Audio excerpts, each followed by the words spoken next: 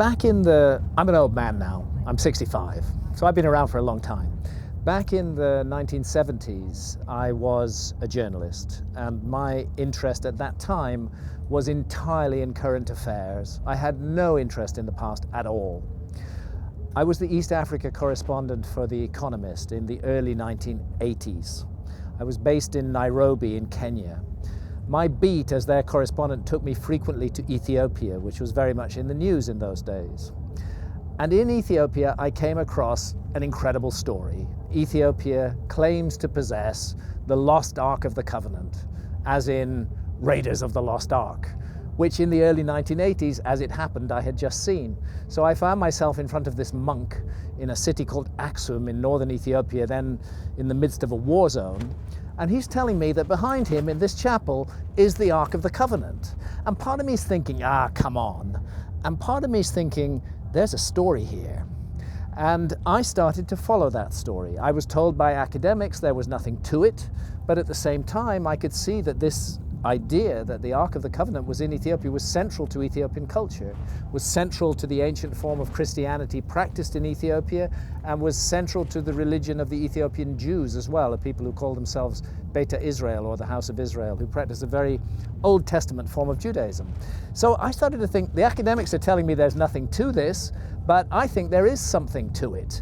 The truth on the ground is much different from what the scholars are saying. And I began to investigate it very, very closely. And that investigation drew me in two directions. It drew me into the ancient past and the mysteries of the past. And it made me realize that everything scholars say is not necessarily true, that they are often expressing their prejudices rather than really researched work.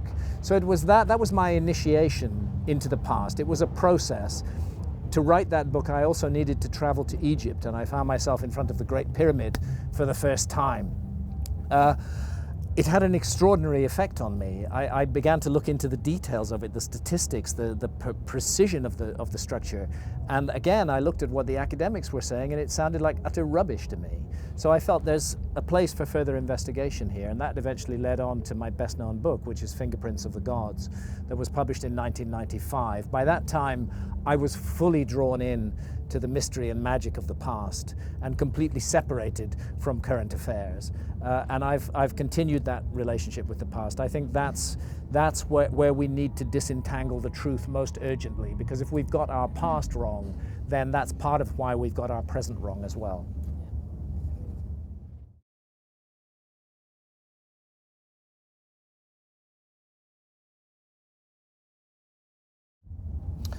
Well, how did communities and civilizations begin to form is a question that takes us back to the roots of human experience.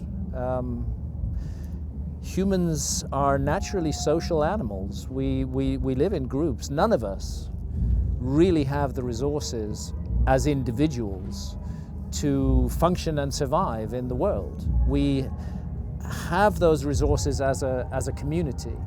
And I think you can trace the human story as far back as you can possibly trace it, and you're going to find that community is part of it. And for a very long time, those communities were communities of hunter-gatherers. And it's interesting, if you go back to the Upper Paleolithic, that we find almost no evidence for warfare.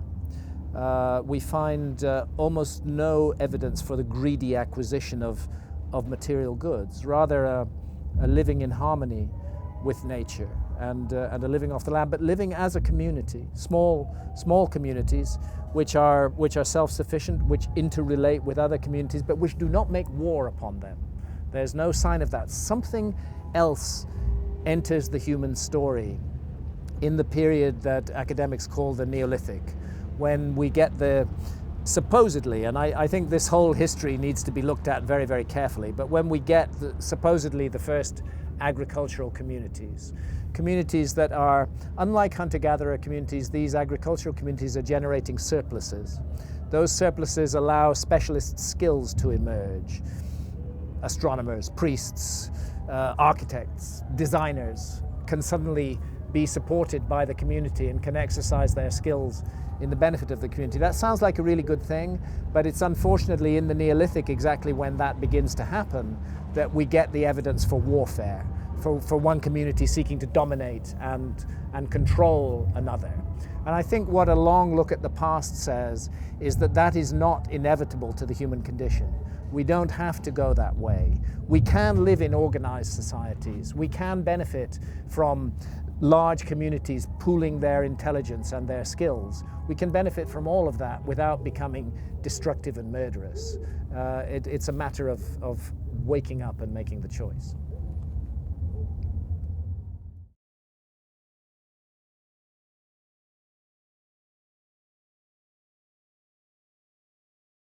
Why did communities create temples? The temple is something that is associated with organized hierarchical religion. You do not get temples in hunter-gatherer societies. In a sense, their temple is the universe. Their temple is the sacred Mother Earth and the sacred Father Sky. Those are the temples of hunter-gatherer communities. They don't need to build structures to perhaps amplify experience. They are already connected to the fundamental basis of all experience. What you get as societies become more organized and more hierarchical is you get the spiritual experience being channeled through some kind of religious structure. And that is not necessarily a bad thing. If you look at ancient Egypt, really, which is a culture that actually enshrines many of the values of hunter-gatherer societies much more than many academics would realize. It was also a hierarchical and organized society. They understood something about sky and ground, about as above, so below. They understood how to create sacred spaces in which the human experience of mystery and of the divine could be amplified.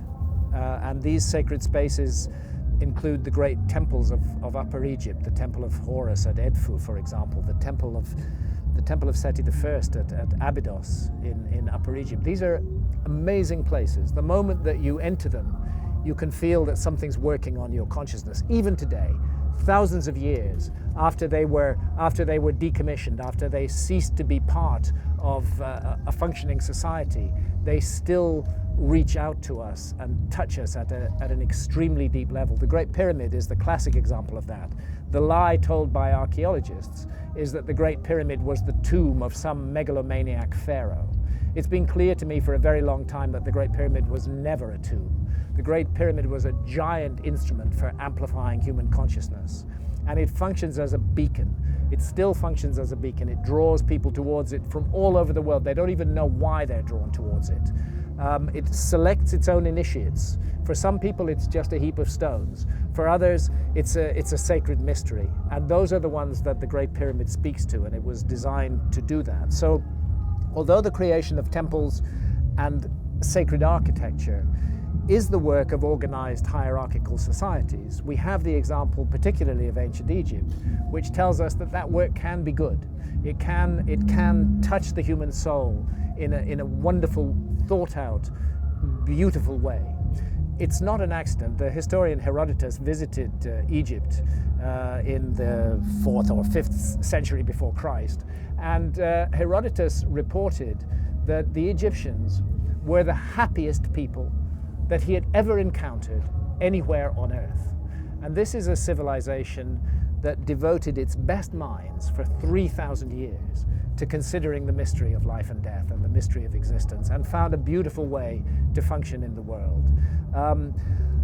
Unfortunately, as time goes on, you get a new force coming into the world, and those are the monotheistic religions, Christianity, Judaism, and Islam, which rapidly cease to be about direct spiritual contact. Those sacred temples of Egypt were not about enhancing the power of the priesthood. They were about giving individuals the additional support to access mystery.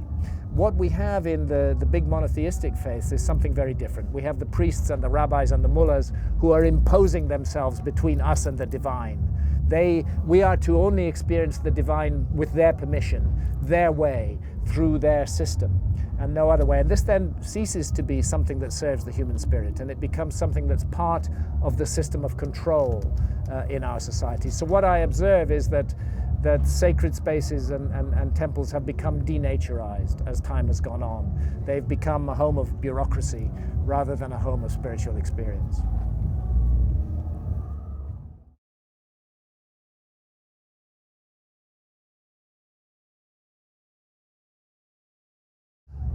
How do I think the pyramids were built? To be honest, I have no answer to that question. And anybody who tells you that he or she knows how the pyramids were built are not telling the truth, because we don't know. We don't know. The Great Pyramid contains a number of mysteries. The Great Pyramid, first of all, is very big. The Great Pyramid weighs 6 million tons. We can calculate that from its mass. It weighs 6 million tons. Its footprint is 13 acres. It's more than 750 feet along each side. It's 481 feet tall. More than 2.5 million individual blocks of stone were used in its construction. But it's not just big, it's really, really precise. The Great Pyramid is locked in to the cardinal dimensions of our planet. The Great Pyramid is targeted on true north within 3/60ths of a single degree. Now, no modern builder would create a large building and add onto his or her shoulders the additional burden of aligning it to true north within a fraction of a single degree. They just wouldn't get it. They wouldn't understand why it was important to do that. But something drove the builders of the Great Pyramid to go to a very great additional trouble, not only to create this massive, imposing monument, but also to lock it on to true north. And then other things, to incorporate into its dimensions the dimensions of our planet.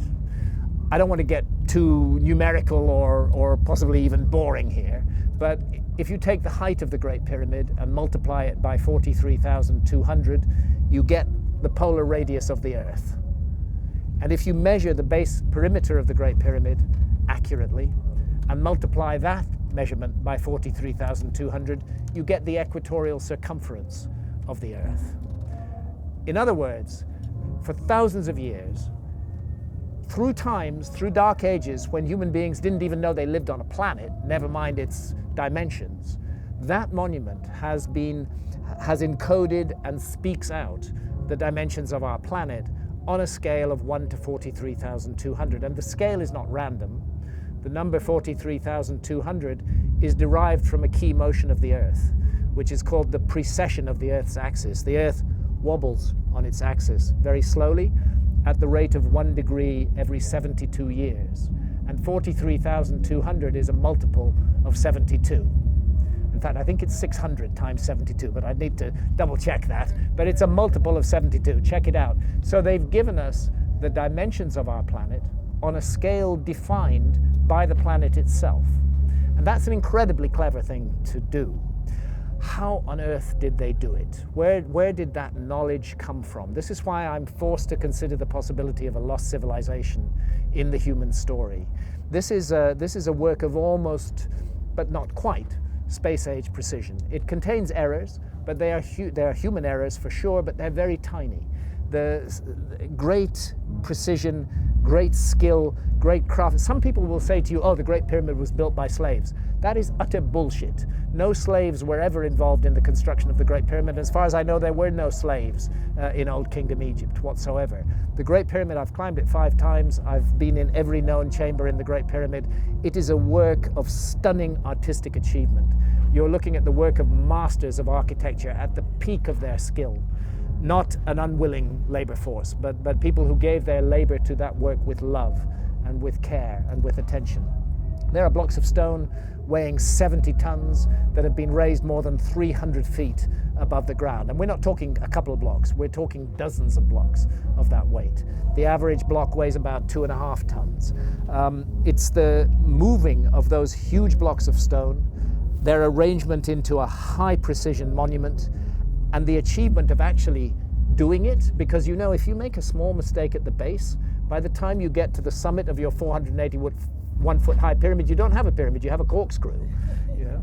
They got it all right, and nobody today can explain how they did it, with the knowledge that is supposed to have been available in ancient Egypt, in the Old Kingdom, and with the tools that are supposed to have been available. And that's why I can't help feeling that we are missing some chapter from the human story.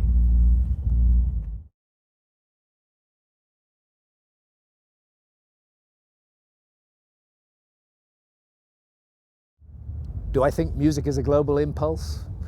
Absolutely yes. Music is fundamental to the human creature. We are connected to music, through music, with music, in extraordinary and deep ways. It is not an accident, for example, that music, the songs that are called Icaros, are used in ayahuasca ceremonies in the Amazon.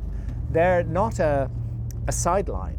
The singing of those songs is central to the ayahuasca ceremony and to the ayahuasca experience. And when you're in the grip of the brew, in a deep visionary state, those songs become roads. They become pathways. They materialize. You can see them. And you find yourself following them. They're leading you in the direction of the experience you need. And they're a central part of it. I think music alone is capable of bringing about altered states of consciousness if we engage with it properly, capable of touching us in our emotional centers in a way that almost nothing else is. I think music is a sacred exercise for humanity, and perhaps we need to recover that notion a little bit and to sacralize music again. Yeah.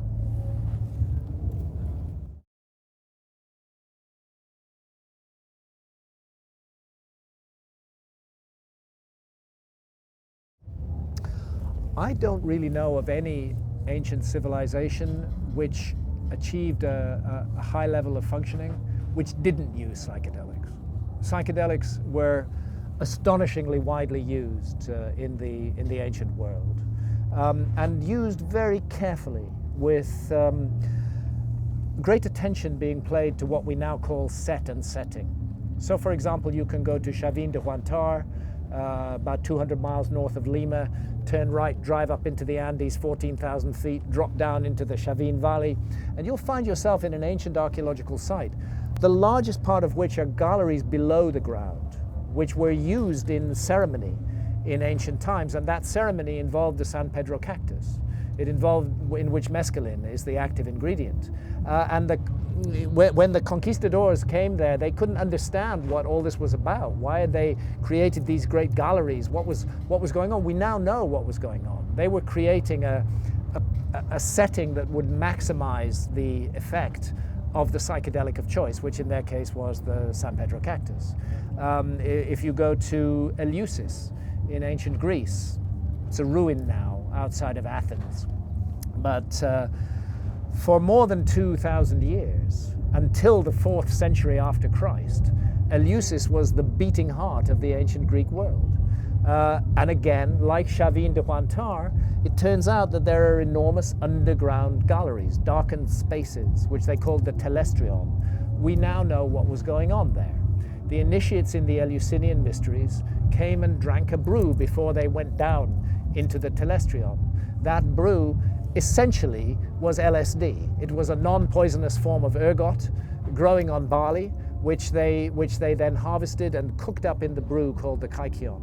So no wonder when people went down into the telestrion, into those darkened spaces which were subtly lit here and there, that they would have life-transforming experiences. Plato was an initiate, Sophocles was an initiate, Cicero was an initiate, Pindar was an initiate. They all said that the experience they had had in the telestrion after drinking the brew was life-changing. They lost utterly their fear of death. They knew that death was not the end, but just the beginning of the next great adventure. And those spaces were the heart of everything that was good and worthy and worthwhile about ancient Greek culture.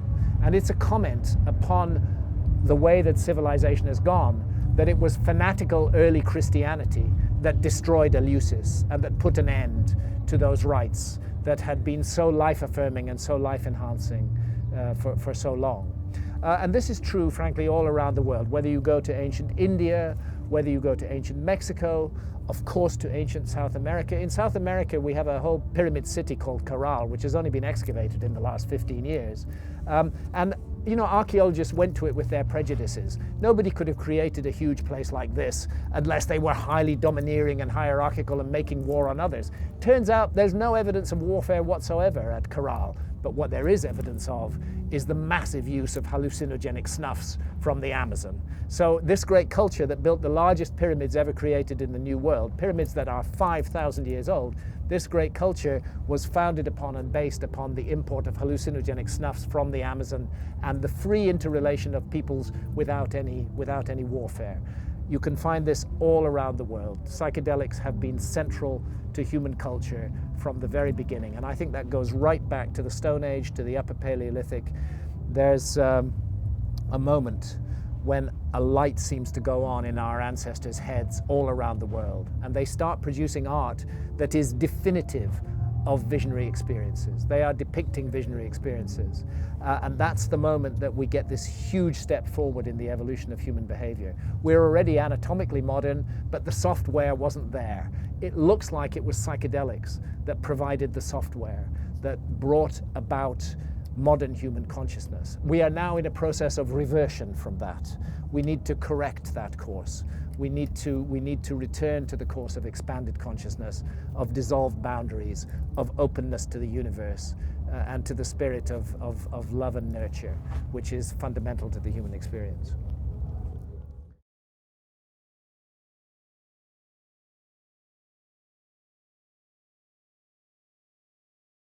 Look, we're creatures of this planet. We are bound into the rhythms of this planet, and the ultimate, obvious, immediate, present rhythm is the rhythm of day and night. That for some hours, the side of the planet we're sitting on faces the sun, and as it revolves, it then faces darkness. So we have night and day, and it's part of all our biorhythms. I mean, you try and ignore night and day for too long, and you'll find that it has a very disturbing effect on your psyche. So I think we should never forget that we're creatures of the earth. We are part of this sacred realm, this gorgeous, beautiful garden of a planet. You know, this blue, lush, wondrous, beautiful planet that is floating like a bubble in space and preserving life. So of course we're part of the planet. We're not aliens here. We belong here.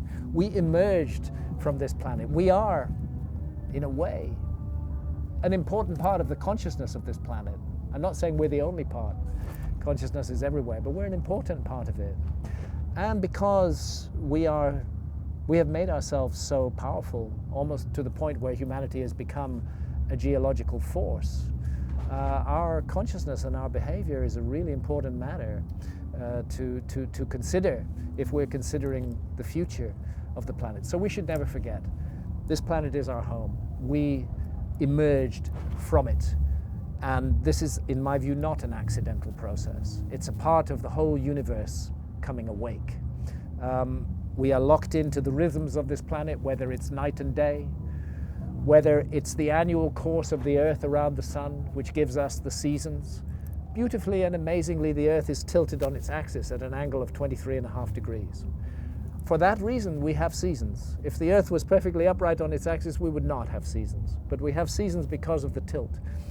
It's almost as though the universe conspired to create a beautiful home for life. It's almost like it was a project to create a place where life could flourish, where consciousness could grow and consciousness could develop.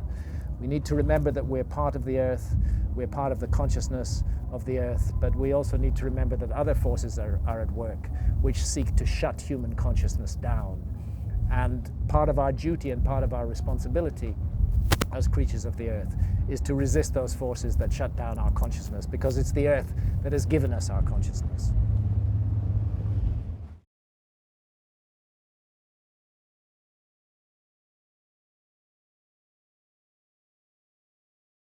So In order to answer that question, I need to refer you to an ancient body of ideas. And that ancient body of ideas is called Gnosticism. Gnosticism means knowledge, but the Gnostics were not talking about the kind of knowledge you get from reading books or that you study in school or in university. They were talking about revelation, about revealed knowledge, which comes through experience and can come in an instant. Psychedelics, as a matter of fact, are one of the effective ways of reintroducing us to gnosis. No longer do we count on the expert to tell us what we're experiencing or what the experience means. We have the experience ourselves, and that experience is transformatory. Now, the Gnostics believed, and I'm simply reporting to you their belief, that we live in a friend of mine actually calls this world a university of duality.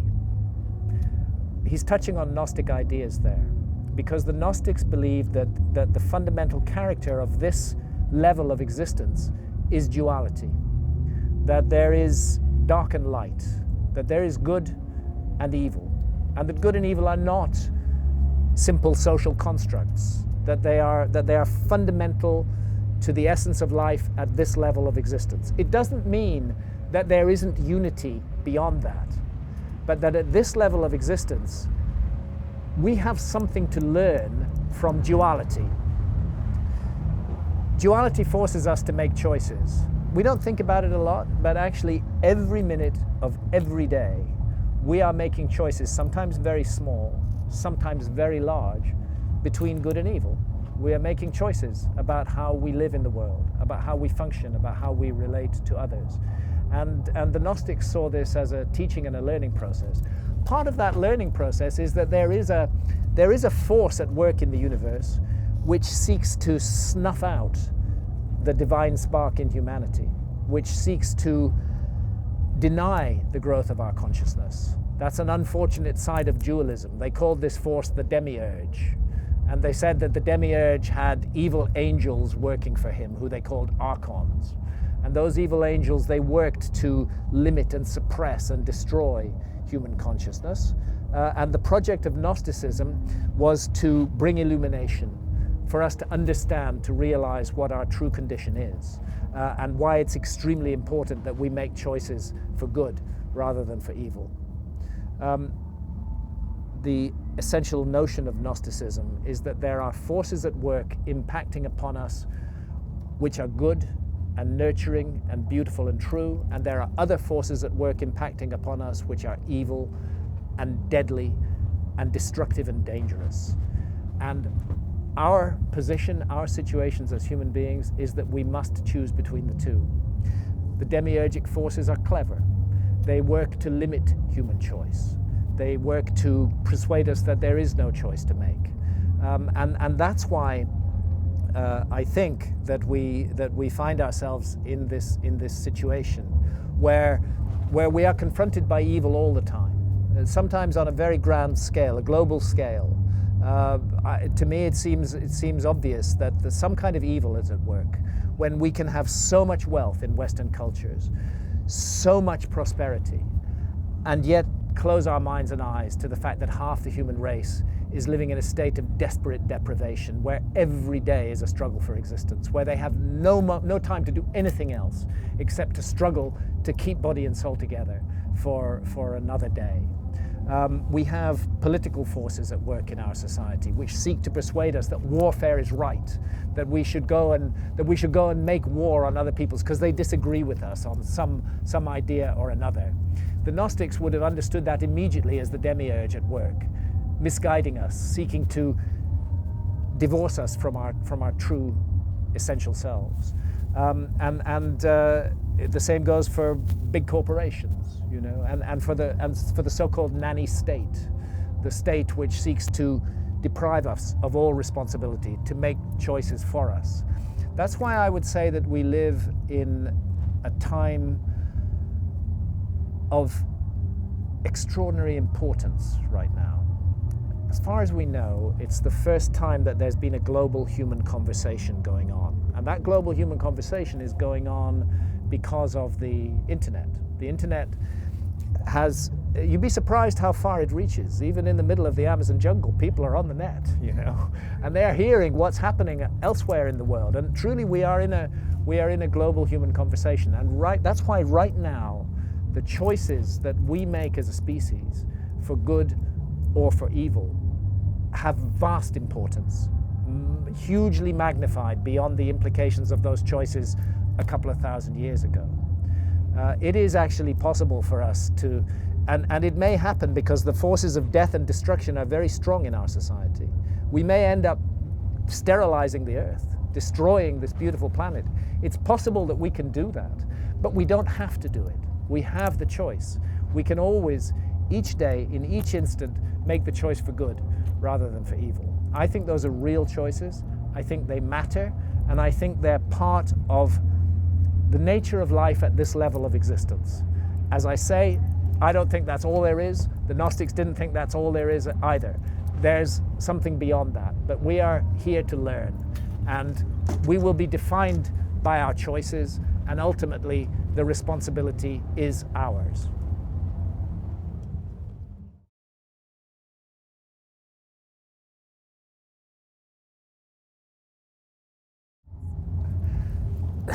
Do I think that ancient civilizations suffered from addiction? No, I don't think so. I don't think that was a problem. There's a big mistake we make in our society with the issue of addiction. Right away, the view is that it's the substance that you get addicted to. It's not the case. The addiction is always an issue within the person who is addicted, and we all have the capacity to become addicted to something which we feel serves us in a certain way. Which makes us somehow feel good, you know. But that is our problem. It's not a problem of the activity or the substance that we're taking. And I rather strongly believe that in the ancient world, societies were more adjusted, more balanced, were capable of providing a support system for fellow human beings, which our society does not do. So I think the problems of addiction, whether it's addiction to gambling, addiction to sex, addiction to heroin, addiction to pharmaceutical drugs, whatever it is, this is a problem that will not be solved at the level of substance. This is a problem that will be solved at the level of the person. And in order to solve it, we need a nurturing and loving society, not a society that seems to, I mean, look at what happens with heroin addicts in our society now. What do? They give them methadone, you know. I mean, what is that for? What's that all about? Just, you're not curing an addiction, you're just addicting the person to another drug. It makes no sense whatsoever. When there are liberating instruments like ayahuasca, which can lead to personal revelation that end the addiction often overnight without any further trouble. So it's rightly said that ayahuasca is like 20 years of psychotherapy in one night. Yeah.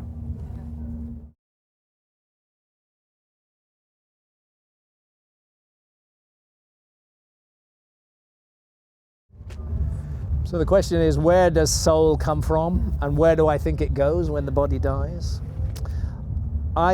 This is my belief system, I can't prove this, but I feel that the what we call the soul, that is the fundamental of the human being. That is, it's not our bodies, it's not our digestive system or our brains or our skeleton.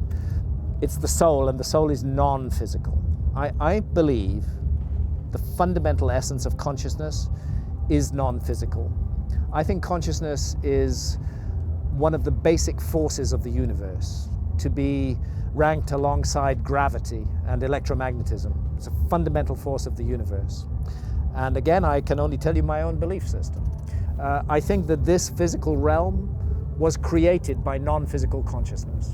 I think it's a place in which non-physical consciousness can manifest in the physical experience, and can live a life where there are physical consequences, where choices have to be made. In other words, the physical realm is a place where souls learn to grow and develop, and they do that by incarnating in physical bodies, not necessarily only human bodies. Let's not pretend that animals are not also souls. Of course a dolphin is a soul.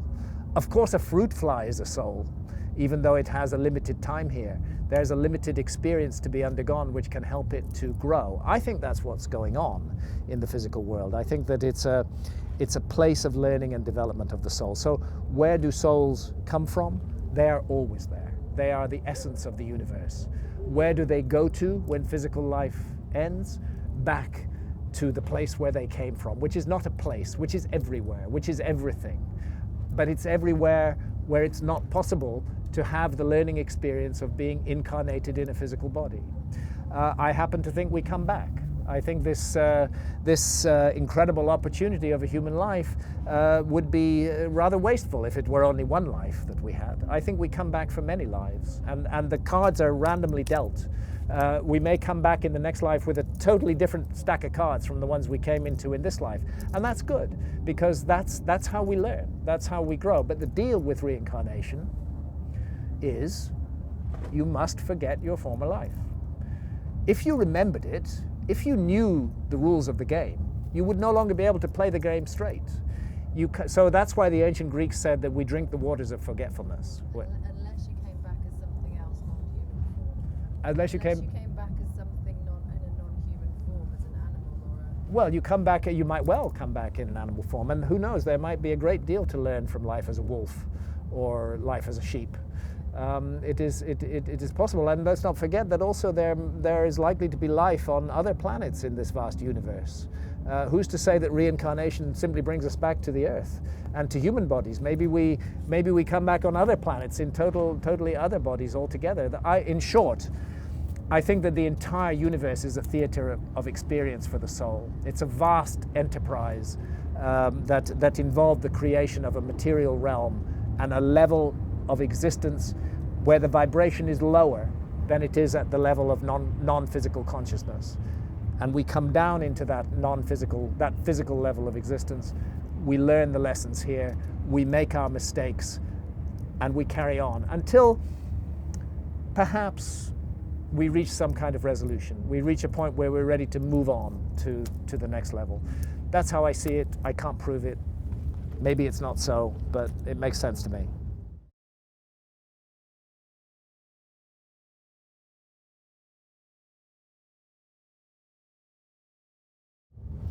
Holotropic breath work, for example.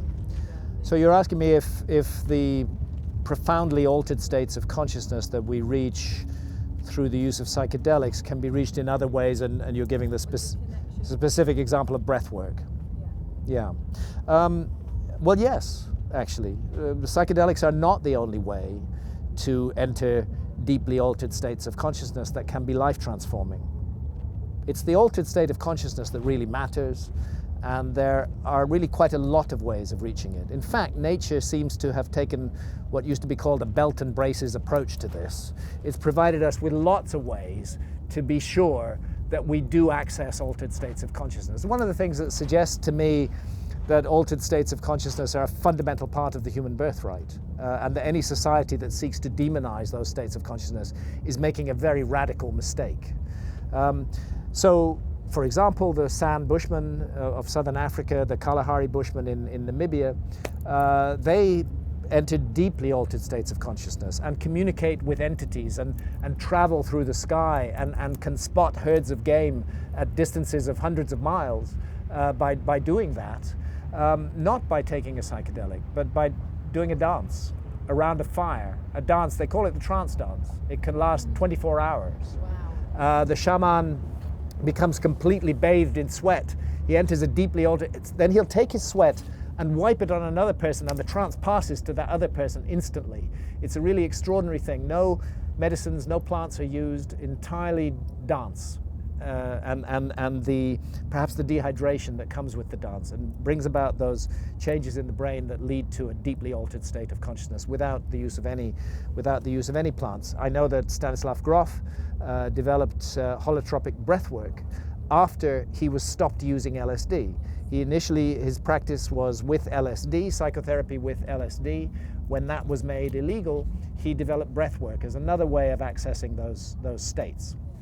I'm not sure that everybody can get into those states using breath work or using the trance dance or using meditation or fasting for 4 weeks. You know, there are many ways to get into those states, but not everybody can access a deeply altered state of consciousness. And for those of us who can't access a deeply altered state of consciousness by dancing around a fire for 24 hours, mind you, I don't know if I can or can't because I've never danced around a fire for 24 hours, but the plants are there. They're our allies. They are available to us to access those states if there's no other way for us to access them. And even if there is another way to access them, we should also consider the plants. They are there, they are our friends, they are our allies. Some people say, I've heard people despise the plants and say, oh, you should be able to reach your deeply altered state of consciousness by entirely natural means. Hang on, what's more natural than a plant, really? I mean, we are creatures of this earth. The plants have co-evolved with us. Why would we regard meditation or the trance dance as a superior way of act? There's not a superior way. There is no superior or inferior. There is just generous nature, bountiful nature, which has equipped us with many ways to reach the states of consciousness that allow us to transcend and to understand what it is we're involved in here.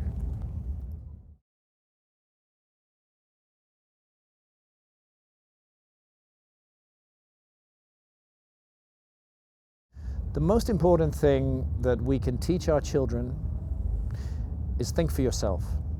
Never accept any idea off the peg.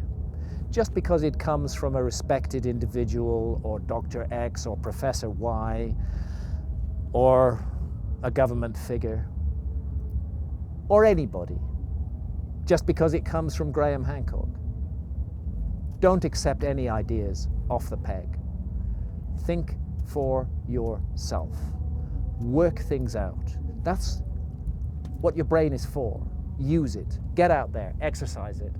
Never react in an automatic, impulsive way, but think why you're reacting in the way you react. Often you'll find that institutions, organizations in our society are deliberately pressing buttons designed to provoke knee-jerk reactions. And the knee-jerk reaction is the last thing of being human. We have to react in a thought-out way and understand what we're doing. So the most important message for young people is think for yourselves. Equip yourself with the tools to think for yourself. Never rely on any guru. Never put your trust in any individual who says that he or she knows how things are. Because nobody really knows how things are. We're all on our individual life journey. And we're not here to be meat robots doing the business of the state or the big corporations. We are here to have an experience that will have, I believe, a profound long-term effect beyond this life on ourselves and on the universe as a whole. It's a sacred purpose that we're here to fulfill. And we have been equipped with certain facilities, including intelligence, in order to fulfill that sacred purpose. Use it. Think for yourself.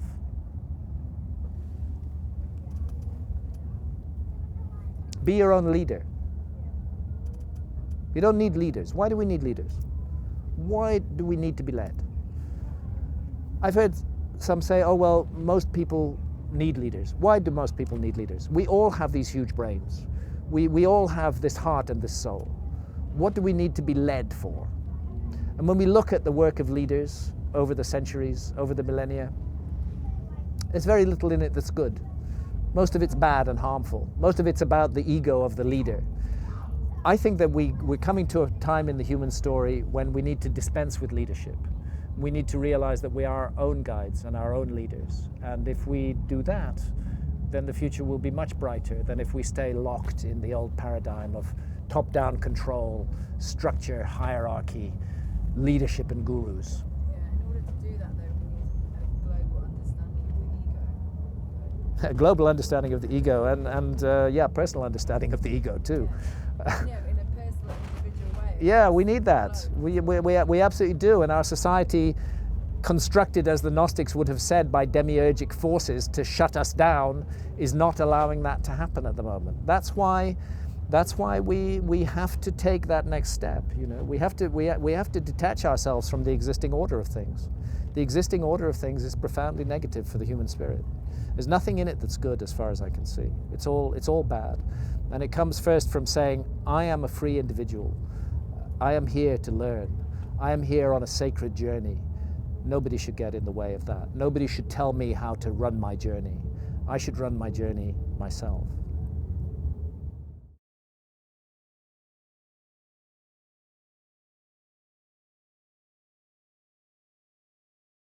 How do music, dance, and festivities benefit human development?